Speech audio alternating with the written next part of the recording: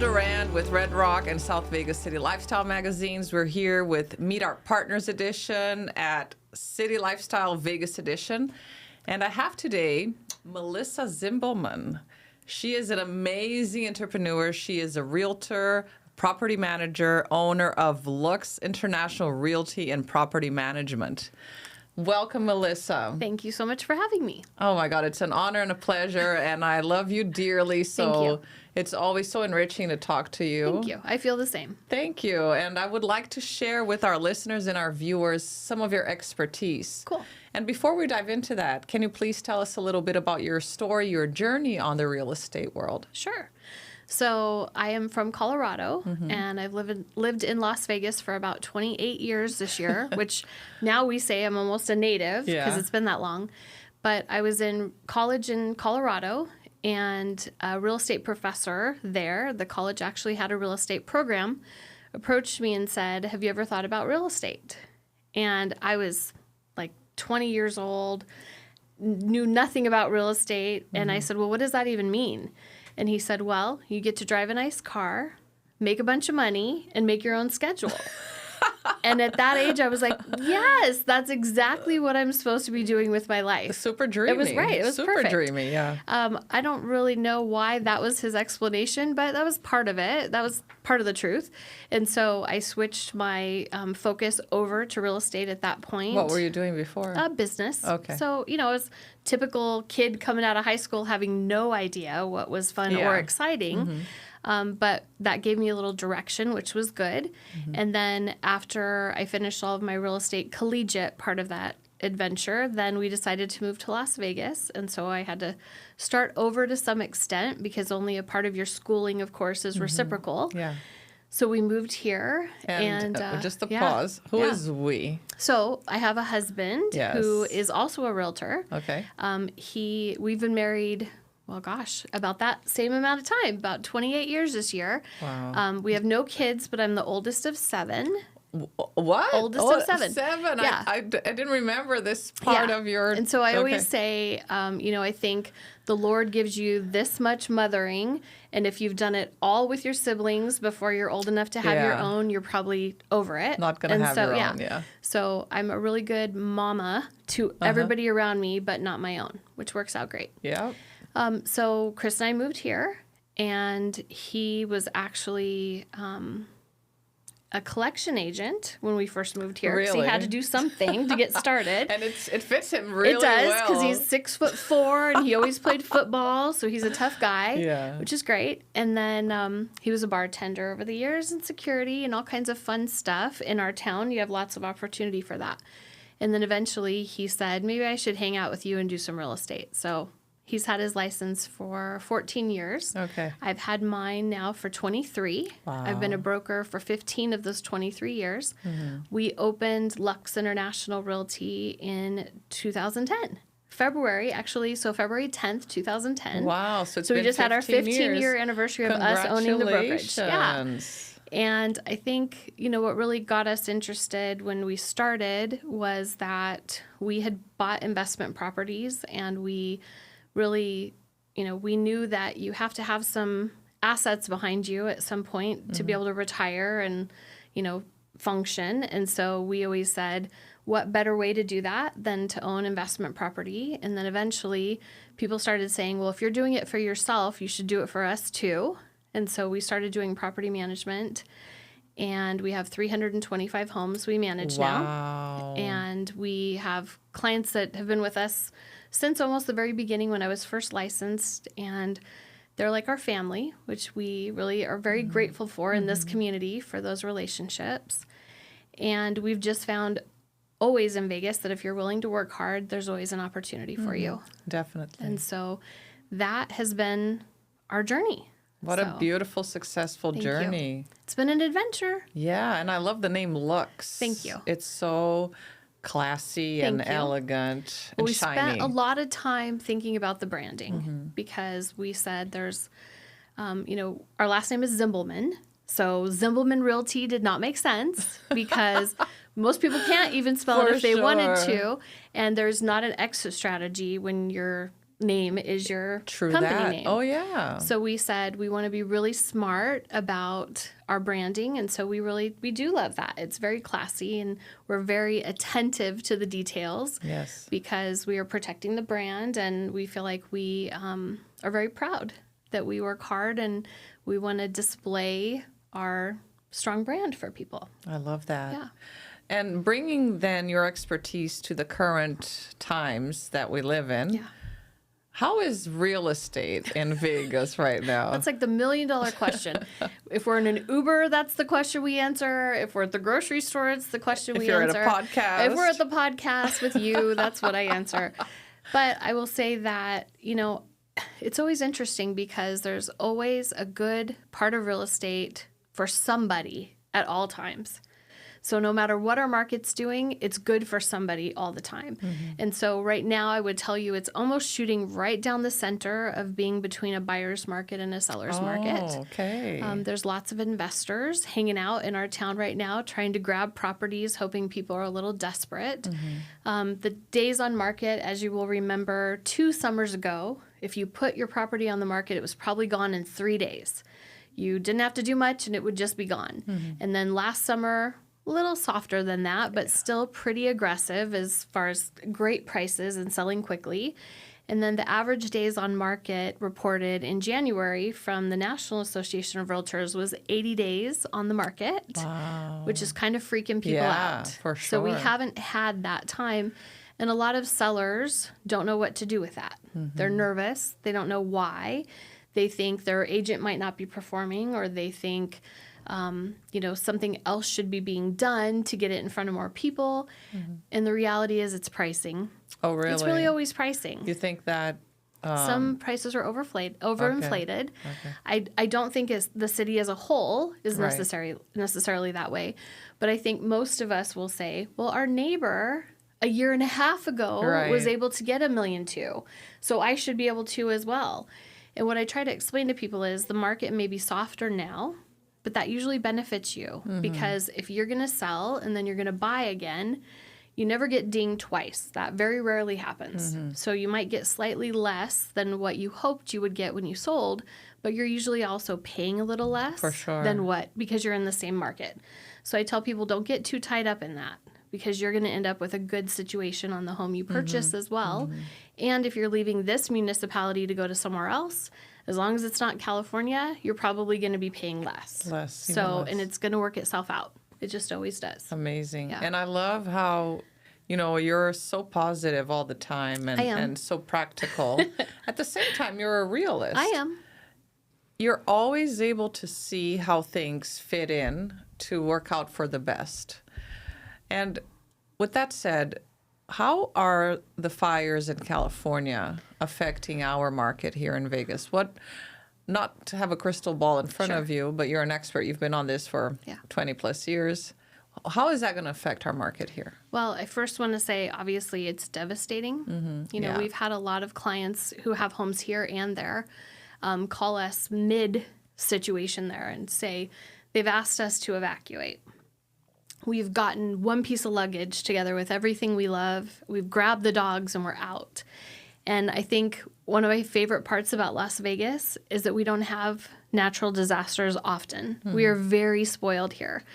We're from Colorado where there's tornadoes like crazy, and that was something in your mind all the time that you had to worry about. And our family thinks about hail and windstorms and things like that in Colorado, and these fires and places with earthquakes and all this stuff. And we are so blessed to be here where we very rarely have to worry about much, which is a huge gift. Except it's raining today. Well, it's raining today, but it's probably great for all of us. Our hair never gets to look like this, so it's fine.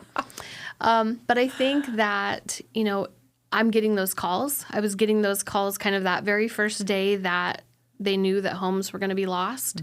People saying, listen, I can work remote. I've worked remote the entire time with COVID.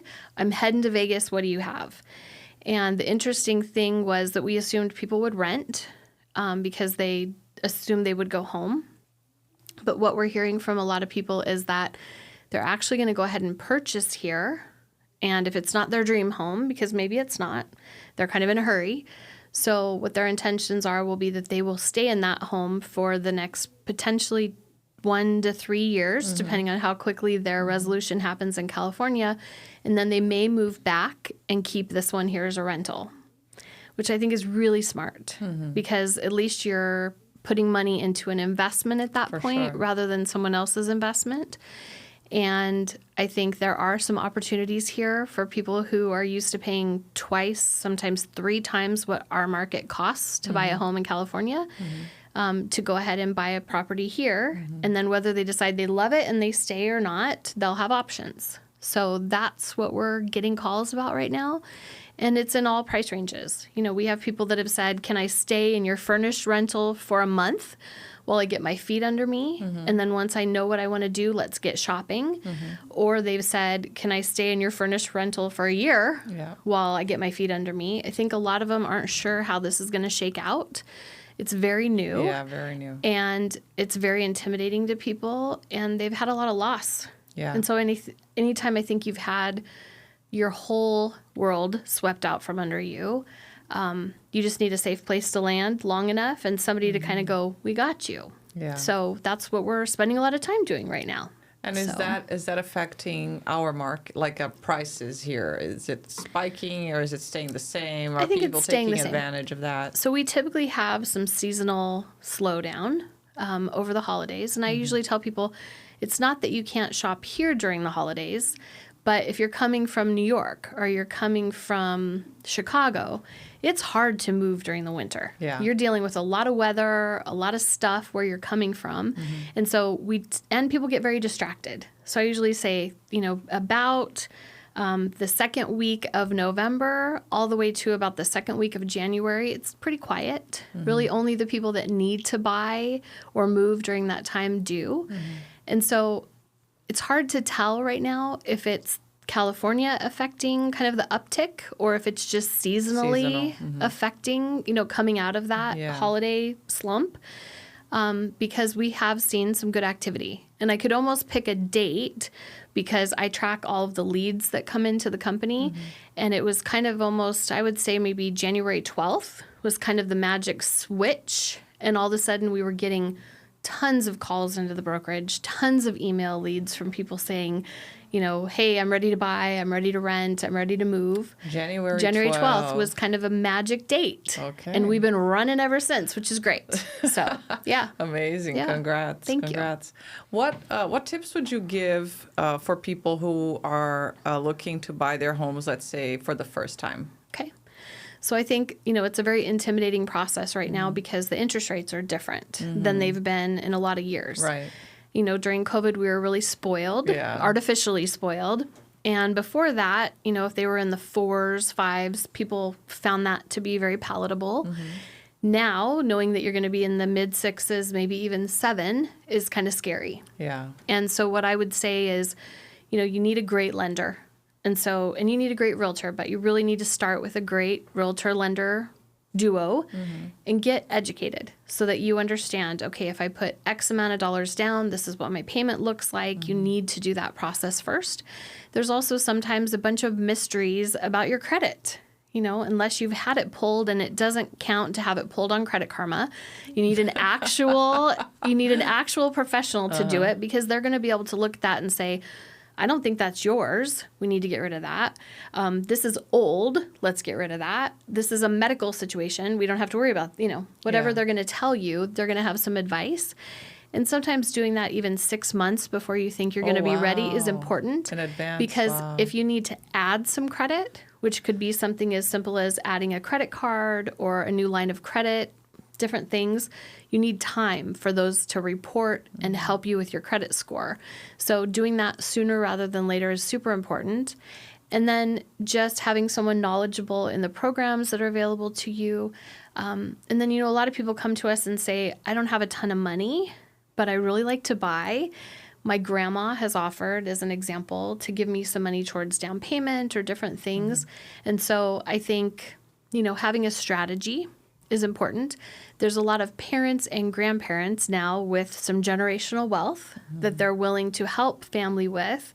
You know, people have said, well, I'm getting my inheritance now versus waiting for my folks to pass away or my grandparents to pass away. So a lot of families are helping each other. Oh, good. And then there's also a lot of multi-generational buying happening where they know that maybe they're going to have to care for their parents.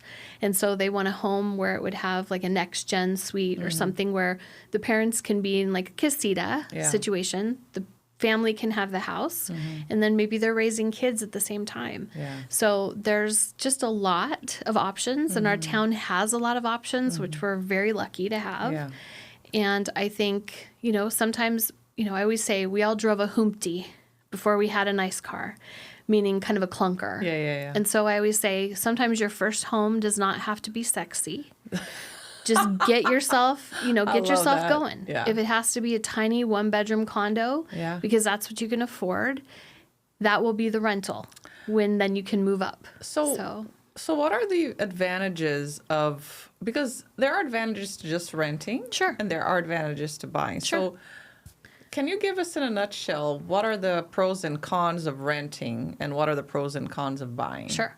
And I would tell you it's really kind of dependent on each person's particular situation. But I think, unfortunately, although we're a property management company and we handle a lot of rentals, when you're paying your landlord's mortgage, you are lighting those dollars on fire. There's no benefit to you other than the fact that you have a safe roof over your head. There's no financial benefit to you. So if you're thinking about, your financial future, really owning something that at least is earning equity for you is always going to be better. There is, of course, some deductions. So far, there's still deductions that people can take. Who knows what's going to happen? But right now, there are deductions you can take for expenses you have paid for property taxes and things like that as a homeowner that, of course, you don't get to take as a renter. Right. But I will tell you that a lot of people rent because they're not sure how long they'll be in a property. They're not sure how long they'll be here. There's a lot of contract work in our town. Yeah. And so there's a lot of times people will say, well, I'm only on a contract for a year, or military. I'm only on a contract to be here for 3 years. And I usually say to people, if you don't know for sure that you will be here for 3 to 5 years, I wouldn't buy. Don't buy. Because the market can be volatile in those 3 to 5 year periods. And you may end up in a situation where you can't sell it if you had to for what you paid for it, right, or the numbers don't work to keep it as a rental. And so definitely those would be the times when a lot of people consider renting. I also think, the big gambling question comes up quite a bit, is that people really don't know unless they've lived here if they're going to be able to not gamble.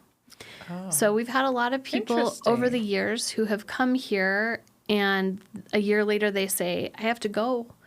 I can't stay out of the casinos. I enjoy it so much and I'm wasting all my money away. I got to go. And so I think there's just a lot of opportunity here for fun. Yeah. And so if people it can be dangerous. Right. Yeah. If people can limit themselves on the amount of fun they want to have and can afford to have, then our town is wonderful. Self-control. Self-control is the big thing. So again, I think there's lots of reasons people rent, but having a game plan for the future. And I've also had clients who've said, hey, listen, I'm going to rent here, but help me invest elsewhere. And so we have a huge network all over the country and abroad. Oh, interesting. That will say, hey, we have a great friend in Chicago who has a good opportunity for you to invest there.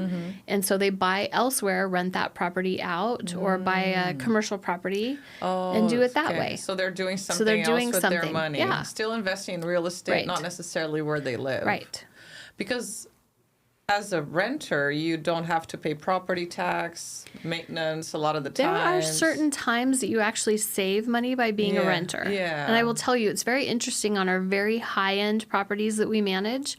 So we'll have homes that would sell for, let's say, 1.2 to 1.8, let's just say.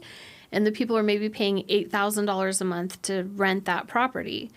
But if they had actually financed 1.8 and paid the taxes and paid the HOA and paid the insurance and all of that goes along with it, they'd actually be paying more than $8,000 a month. Wow, so there's some times when they're actually saving money by being tenants. Yeah.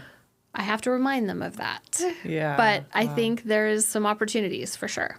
Very good. Yeah, because not everything is for everybody, right? Right. So consulting an expert would be ideal then if people are, indecisive. Trying to make a decision. Should I buy? Should I sell? I mean, should I buy? Should I rent? Yeah. Right. Yeah. Yeah. Very good. And tell us a little bit about your property management section of the company. So you manage how many? 300? 325. Wow. So we started that whole situation because we had a client who had actually purchased 28 homes from us.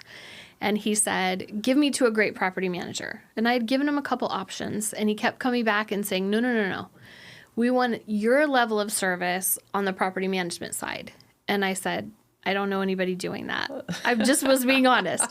And he said, well, then you need to start doing that. And so I went, chop, lady, chop. So I went to my broker at that time because I still worked for somebody else. And I said, listen, they bought these 28 homes. They're super solid. I represented them as a client, so I know the homes. I know the whole process. They'd like me to represent them. And he said, that is too much liability. We are not interested in that. We love you, but no. And so that got my wheels turning for then, maybe I should be doing this on my own then. Mm-hmm. And so that's when we opened Luxe. And so, every decision we all make has consequences and benefits. For sure. And so 15 years later, I'm going, whew, glad we did that. But I really never intended to be a property manager. I thought that was, again, not a very sexy part of real estate. And I thought, I don't really want to chase people around about toilet flappers and air filters and whatever. But we're very handy people, both my husband and I, because we grew up in Colorado where you just didn't call somebody to come do everything. You did it yourself. So the good news for my clients is that we know a lot of stuff. So we save them a lot of money because we do know stuff and we're able to go, oh, that's your GFI. Just go reset your GFI in your garage. Your bathroom lights and fans will come right back on, as a small example. But we're great at renovations. We have every contractor in the book in our back pocket, tried and true, that we've come to trust. And that's to the benefit of our clients. And so we love to market, so we have a great time with, getting homes just looking as perfect as they can look, and then getting phenomenal photography taken and marketing the communities that they're in too, because I think that's hugely important, and getting top dollar for homes. Whether we're selling or whether we're renting for people is our goal. And we really want to be a huge part of people's investment strategy, whether they're buying or renting, and really show them the benefit with working with us because of those details and that strategy. Yeah. So that's what we do. You for sure are an expert. Thank you. Yes. Thank you. And to wrap this up, can you give us 3 tips on how to maintain your property well? Sure. So you can sell it in a few years or, Well, I think the biggest things would probably just be maintenance to start with. It's really important. I always say, looking and listening in your own home is probably the most important thing. If you hear an appliance starting to make weird noises, if you hear your heating or cooling starting to make weird noises, if your garage door's clunking around, having trouble, if your plumbing is making strange noises, you need to call and start getting some help. Because we have people all the time, and you're welcome to call me because I have people for you, but we have people all the time that'll say, oh, we had $20,000 of water damage and our insurance didn't cover it because this or that or whatever, and they've lost money just because they didn't do the basic maintenance that they could have done along the way. So I think basic maintenance is hugely important. And then just, being cognizant of the aging of your home. So we'll walk in and meet with people who have a 40 or 50-year-old home that they've done nothing to in that amount of time, and it needs a lot of refresh, which, again, we're happy to help kind of guide you on what's important and what's not important in that process. But really kind of realizing that there's actually things that you should do along the way to keep your house up to date. We've also had people do weird things like, put purple sinks and black toilets, and that can be really hip in the certain house. But under normal circumstances these days, people are looking for a more kind of neutral palette on things like toilets and sinks. And then Fresh paint does amazing things. Great flooring does amazing things. So it's a lot of times not expensive to really upgrade the desirability of your home. But it's also having somebody that you can talk to about what they would recommend, getting some quotes, and then being prepared to do that work. Not terribly expensive, but makes a huge difference on the kind of curb appeal and first appeal of people walking into your home. So there's lots of those kind of details that matter. And then really just kind of listening to the advice of the person you've hired, because I've had many a time over the years where people just were resistant to really talk through why it made sense to take a small price reduction or things like that. And then in the end, waited months and months and months and ended up doing the same thing. Sometimes with the second agent, rather than, listen to people. So I think listening to the advice and then really gauging what your ultimate goals are and having that conversation up front with whoever you're working with on what your goals are and what your best case scenario would look like so that that person can get you to as close to that as possible. I love it. So what I heard is proactivity, openness, and willingness. Okay. And trust. And I think trust is hugely important, whoever it is that you hire. So always hire a great professional. You've got to. And if that means talking to 2 or 3 to be sure, I think it makes sense. Very good. Yeah.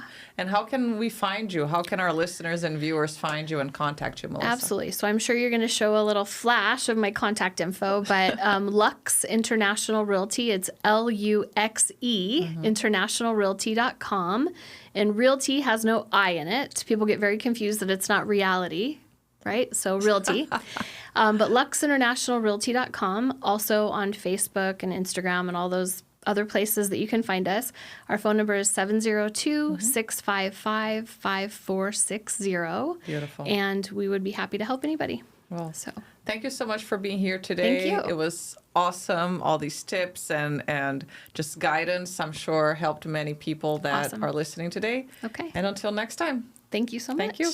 Thanks so much for watching. If you want to hear about a topic that we haven't brought yet, just shoot us a DM or a message or call. Contact us and I'll bring you experts so we can have your life be better. Thanks so much for watching. Like, share, and subscribe. Until next time. Bye.